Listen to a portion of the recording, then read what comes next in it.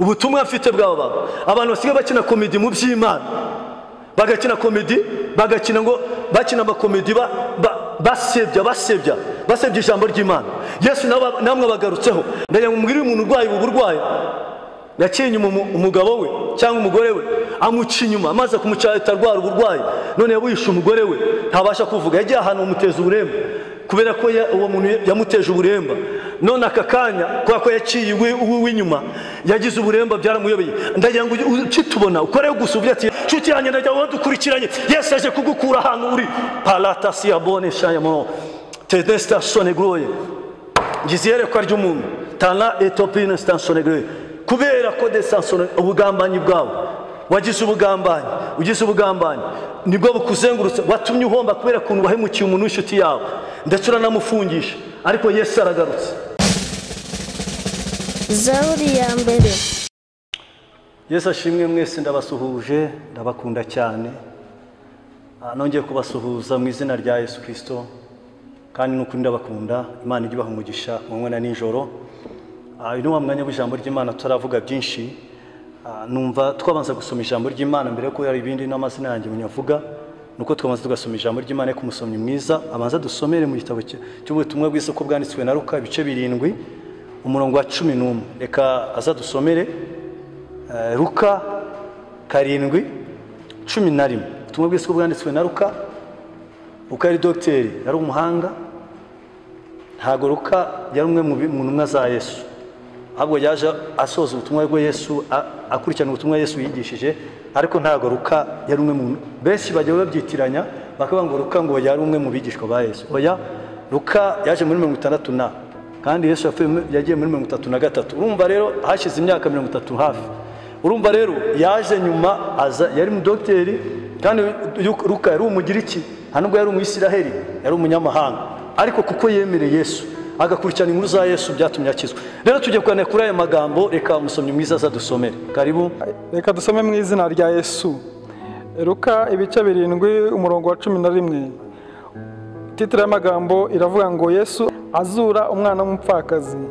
Bukeye ajya mu mudugudu witwa Nayini, abigishwa be n'abantu benshi bajyana nawe. Ageze hafi y'irembo ry'umudugudu ahura n'abikoreye ikiriba, uwari wapfuye yari umwana w'ikinege, kandi nyina yari umupfakazi. Abantu benshi bo muri uwo mudugudu bari bamuherekeje. Umwami Yesu amubonye amugirira imbabazi, aramubwira ati wirira. Yegera ikiriba agikoraho, abakikoreye barahagarara, ati muhungu ndagutegetse byuka. Uwari apfuye arabaduka atangira kuvuga. Yesu amusubiza nyina. Amen. Yesu amusubiza nyina. Dusomye amagambo y'Imana cyangwa ijambo ry'Imana byari mu butumwa bw'isoko bwanditswe na Luka ibice 7 ku murongo wa 11. Abazakomeza tugiye no gusoma mu Baheburayo ibice 10 umurongo wa 37 bavuga ngo haracyasigaye igihe kigufi cyane kandi uzaza ntazatinda. Haracyasigaye igihe kigufi cyane kandi uzaza ntazatinda. Nshuti zanjye abadukurikirana, haleluya. Bibiliya tubwiye ngo haracyasigaye igihe kigufi cyane kandi uzaza nazagira gute? Ntazatinda. Ni igihe kigufi cyane gisigaye kandi uzaza nazatinda. Niko mu gitabo cy'Abaheburayo hatubwiye. Mu gitabo cy'Abaheburayo niko hatubwiye. Haracyasigaye igihe kigufi cyane kandi uzaza nazagira gute? Ntazatinda. Ijambo ry'Imana ryatubwiye mu gitabo, ari ijambo ry'Imana turashaka kurisanisha n'iryo ngiryo uko ijambo ry'Imana ryatubwiye. Reka tuze twongeye dusubiremo. Ryatubwiye ngo icyo umusomyi yadusomeye, yatubwiye ngo bukeye ajya mu mudugudu witwa Nayini, abigishwa be n'abantu benshi bajyana nawe. Ageze bugufi bw'irembo ry'umudugudu ahura n'abikoreye ikiriba, uwari wapfuye yari umwana w'ikinege, kandi nyina yari umupfakazi. Abantu benshi bo muri uwo mudugudu bari bamuherekeje. Umwami Yesu amubonye amugirira imbabazi, aramubwira ati wirira. aramubwira ati wirira,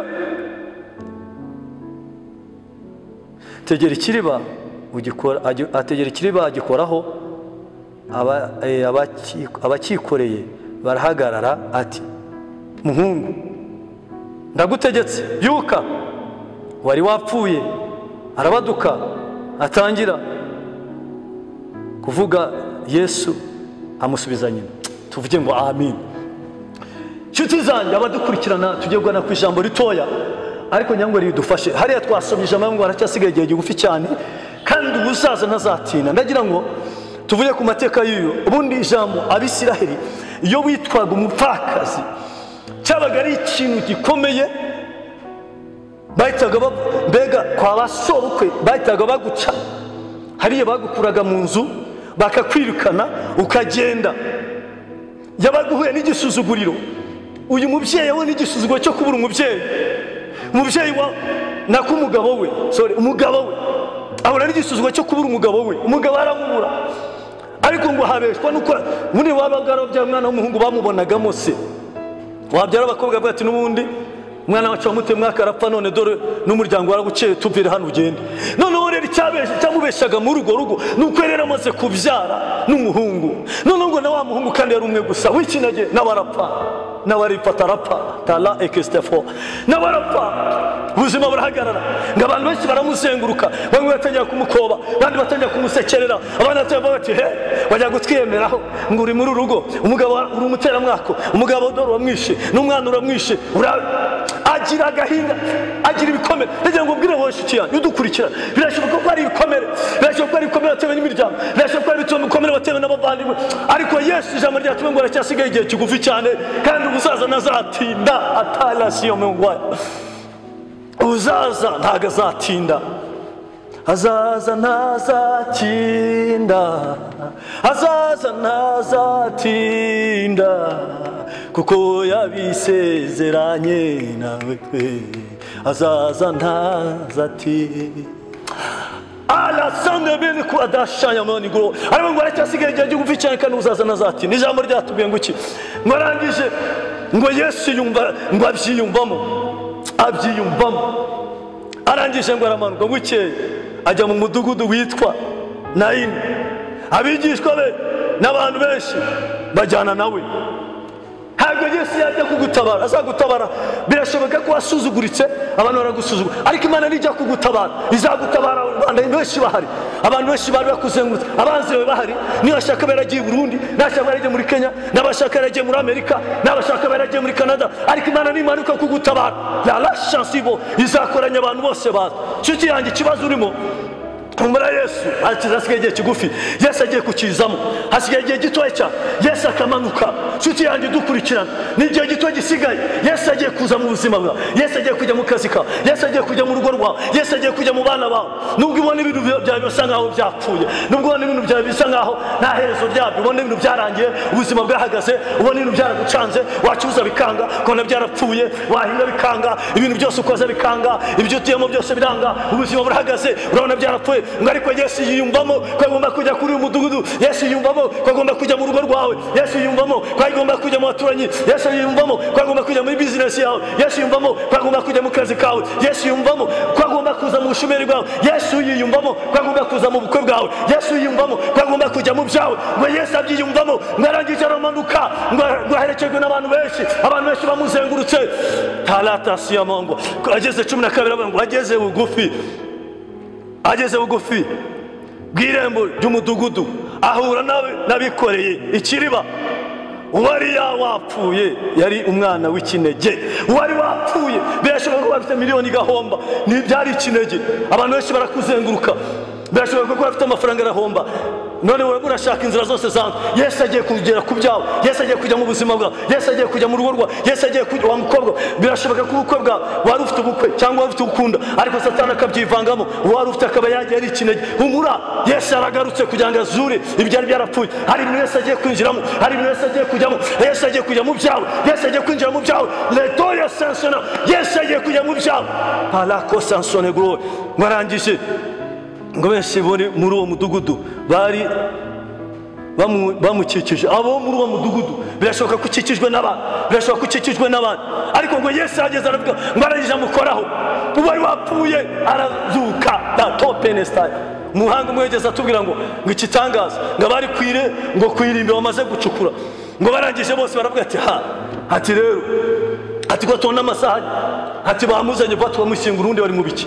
Ese imiryango itarazaniye bo bumvaga ko abari kumva bari bategereje gushyingura, ariko Yesu yakoze igitangaza. Hari abantu bumva ko bagiye kukumanura mu mva, hari abantu bumva ko bagiye kukwica, hari abantu bumva ko ibyo bageze batazi amakuru yabereye mu mudugudu, batazi amakuru yabereye iwabo, yabereye ku buzima bwa bakiririya bagitegereje. Ubu hari abagiye Tanzania bavuga ati n'ubundi runaka yarapfuye byararangiye, ariko Imana imirazura ibyari byarapfuye. Uri Tanzania baravuga ati runaka dutegereje kwapfa, bategereje kwapfa, bategereje kumushyingura, bategereje nibasiba imbaza kuko Yesu yamanutse kugira ngo ateshe agaciro ibyo abarozi bakoze. Yesu agiye gutesha agaciro izo mba bacukuye, nibatere mu insina kuko Yesu abigezemo. Yesu arahageze, Yesu ageze Sansonegro, Yesu ageze muri zambana nibazisibe kuko ni ariko ngo agenda afite agahinda, ngo agenda afite ubwihebe, ngo arangije ngo ariko ijambo ryatwe ngo Yesu aza ngo aracyasigaye igihe kigufi cyane, nshuti yanjye aracyasigaye igihe kigufi cyane. Ngo Yesu ngo yumvamo ko agomba kujya kuri umudugudu wa Nayi, ngo hageze ngo asanga abantu bikoreye ikiriba, bikoreye umwana cyangwa batwaye umwana bagiye kumushyingura, ngo bageze ku irimbi bagezeyo, ngo Yesu ahageze, haleluya, ngo aravuga ati mushyire hasi umwana, ngo wari wapfuye, ngo ari umwana w'ikinege, nyina yarize agenda kamwishe, areba kuntu agiye kurindagira, areba kuntu agiye gusembera, areba kuntu agiye guseba, areba kuntu iduka bagiye kurihotwara, areba kuntu akazi bagatwaye, areba kuntu ubukwe bupfuye, areba kuntu umugisha wanze, areba kuntu akazi kabuze, areba kuntu ibintu byose byanze, abantu bamuzengurutse, bamwe batangiye gucukura imva, bamwe ngo ngavaye wiyahure kuko nta bundi buzima usigaranye, ibyawe birarangiye, ariko n'ibyapfuye n'ibyamaze kubora Yesu yabigezeho. Nibutse rimwe yisomeye neza mu gitabo muri Yohana, ubutumwa bw'Isuka bwanditswe na Yohana 11, usangamo inkuru z'umuntu bitagaraza ngo igihe kimwe ngo kiragira ngo Yesu ngo yumvamo ko agomba kugenda, ngo ariko amaze kugenda ngo Lazaro ngo arangije ararwara, ngo batuma ngo indwara se kumwica, ngo agera naho bamuzinga bamushyira mu mva, baramushyingura. Ngo Yesu ahageze avuga ngo mujye kumukuramo kuko nimwe mwamushyizemo, ngo ariko Yesu ahageze ngo bakure igitare, ngo arangije bamukuraho iminyururu, imigozi bamuziritse mu maso no ku maboko no ku maguru. Nshuti yanjye wowe dukurikiranye, birashoboka ko bagushi n'uwashyinguwe abasha kuvamo, wiwe yari ataranashyingura, ariko wowe wanageze no mu mva Yesu abasha kugukuramo, wageze no mu bihe bikomeye, wageze no muri gereza Yesu abasha kugukurayo, wageze no mu bukene Yesu abasha kugukuramo, wageze no mu nzara, wageze no muri koma, wageze naho bashaka kukubaga Yesu ajya abasha kugukurayo. Nshuti yanjye ndajya wowe dukurikiranye, Yesu aje kugukura ahantu uri. Palatasi ya bone shayamo tedesta sonegroye ngiziyere kwa ry'umuntu tana etopine stansonegroye kubera ko desansone ubugambanyi bwawe wagize ubugambanyi nibwo bukuzengurutse, watumye uhomba kubera kuntu wahemukiye umuntu w'inshuti yawe ndetse uranamufungisha, ariko Yesu aragarutse. Ndagira ngo wihane kugira ngo Yesu agukure icyo gishako kikuriho. Ndagira ngo mbwire uyu muntu wari umurozi kandi abisu uzadukurikirana, Yesu azabikora dukurikirane. Wari umurozi uraroga, umaze kuroga umuntu aranapfa, urangije uburwayi, none nawe uburwayi bukugezeho uri hasi kandi wiyoberanyaga ngo urasenga. Ndagira ngo ujye dukurikirana, uce bugufi wihane kugira ngo Yesu akubabare ubwo burwayi bwa. Ndagira ngo mbwire umuntu urwaye ubu burwayi yaciye inyuma umugabo we cyangwa umugore we, amuca inyuma amaze kumucahita arwara uburwayi, none yabuyisha umugore we ntabasha kuvuga, yagiye ahantu umuteza uburemba kubera ko uwo muntu yamuteje uburemba. None aka kanya kubera ko yaciye uw'inyuma yagize uburemba byaramuyobeye. Ndagira ngo ukitubona ukore gusa uvuye ati Yesu mbabarira, kandi usange uwo musaba imbabazi, Yesu arahita gukiza. Hari akantu gato gusa Yesu arahita kugeraho guca bugufi kwawe. Ndagira ngo tubwire uyu muntu wibye amafaranga menshi ayashyira muri business ze zirahomba, ndagira ngo uyu muntu wibye uzamusubize ibye kugira ngo Yesu abashe kukugeraho. Ndagira ngo mbwire uyu muntu, ndagira ngo mbwire aba ubutumwa afite bw'aba abantu basigaye bakina komedi mu by'Imana, bagakina komedi, bakina amakomedi basebya ijambo ry'Imana. Yesu namwe bagarutseho, mu mwamaze kubigira iturufu, mu murabishyira ku makomedi, mukagira mubishyira ku makomedi. Imana yaramwe ngo mbwire umuntu wese ukina amakomedi adaciwe abeshya, agakina yigize pasiteri w'ikirara, pasiteri wiba, pasiteri w'iki. Ndagira ngo mbwire ngo nshuti yanjye, ibi bintu murimo kugenda mukora Yesu agiye kubashyira hasi. Hari abantu Yesu agiye gutindaho, wese azabatindaho. Tala ekosta fwa, ndabizi niyo kaba gatoya ariko ndabizi uzakabona kubera ko ubutumwa buzagera ku bantu. Ndagira ngo tubwire umuntu ufite ubugambanyi, ufite ubugome bw'imbere, ufite ishyari, ndagira ngo wihane, ntacyasigaye igihe gito Yesu naza kandi azatinda. Uyu muntu yari afite ikibazo, byari byamuyobeye, byari byakomeye, bari bamaze kumuca, amagambo yabaye menshi, bamusebeje ngo ararira, umugabo we yarapfuye, n'umwana w'ikinege yagiye, ariko Yesu yiyumvamo. Yesu yarabana agiye kwiyumvamo, nuca bugufi Yesu ariyumvamo kuzahuri, Yesu ariyumvamo kugusanga. Ndagira ngo aka kanya harabo Yesu agiye gusanga, hari ibyo Yesu agiye kuzura, hari ibyo Yesu agiye kugarura. Murakoze cyane abadukurikiranaga, hari ibyo Yesu agiye kuzura. Ndagira ngo dusengere uyu muntu uciye bugufi ugiye kwihana, ugiye kuvuga ati ibyo natwaye ndabigaruje. Uyu muntu urwaye kandi arwaye uburwayi yikururiye, hari abantu bafite iminyafu y'Imana, ndagira ngo nawe ugaruke, tugiye kugusengera Yesu agukize. Ufite uburwayi bukomeye, ubabasha gutwara ibyo abandi akanahomba, watwaye ideni, wibye ibyo wakoze, ndagira ngo uce bugufi tugusengere. Tugiye ngo tugusengere, reka tubabwire abantu bashaka ko tubasengera. Dukora no ku murimo kure no kuri EPR, no dukora kwa kabiri tuba dusengera amazi, no kwa kane ndetse no kwa gatatu tuba dufite igiterane kinini. Ndagira ngo tubwire abadukurikirana aha, abari mu Mutara n'abari kure bose bajya baduhamagara tugasengera amazi, kandi twasengera indwara zirimo kugenda zikira. Abazadukurikirana Imana irimo yakora ibitangaza, hari abantu no gukira indwara zikomeye, benshi bazagenda babihera ubuhamya. Ndagira ngo aba bantu tubabwire nomero zacu kugira ngo bajye bamenya aho badusanga. Ni 0782 54 38 73, 0782 54 38 73. Kandi tugenda tunabasaba abagenda badukurikirana kugira ngo ubutumwa bwamamare no kudufasha byaba byiza, mukagura noca nikaguka, Zaburi ya mbere ikaguka, gende mudukurikirana kandi mushyira bashyira za komateri z'uko badukunda, ndetse n'ibitagenda neza bajya batubwira ati hano rwose bakozi b'Imana.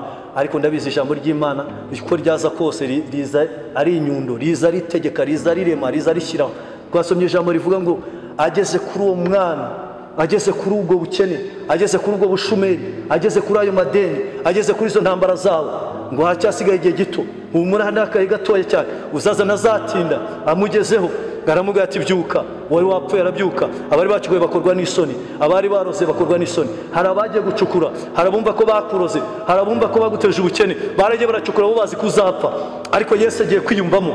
Bategereje kugushyingura, bategereje kukennye, bategereje kujya gushoma, bategereje kujya guseba, bategereje kujya ipima, bategereje biriya na biriya, ariko ntibahumure kuko Yesu araje kandi yiyumvisha amakuzi wawe, wa mugabo we, wa mugore we, wa musore, wa mukobwa, umwana muto. Yesu araje kose agiye kuhagera. Murakoze cyane abadukurikiranaga, Imana ibahe umugisha. Reka tubasengere. Data mwiza, turaguhamagaye, uri Imana ifite imbaraga. Dusengeye umuntu wamaze gutwara ibyo abandi bikaba byagenze kuriya, uyu muntu wagiye gusambana akahita bikiremba, turamusengeye. Uyu muntu urwaye ufite ibibazo bitandukanye, uyu muntu ufite amadeni, uyu muntu ufite ubukene, uyu muntu ufite ubushumeri, uyu muntu wibya agatwara iby'abandi, uyu muntu buri wari we wese turamusengeye kugira ngo uhindure imitima ya benshi, kandi dusengeye ubutumwa kugira ngo bugere benshi bahindurwe n'ubu butumwa. Urakoze kuko ubikoze, mu izina ryawe Yesu Kristo, amen. Zaburi ya mbere.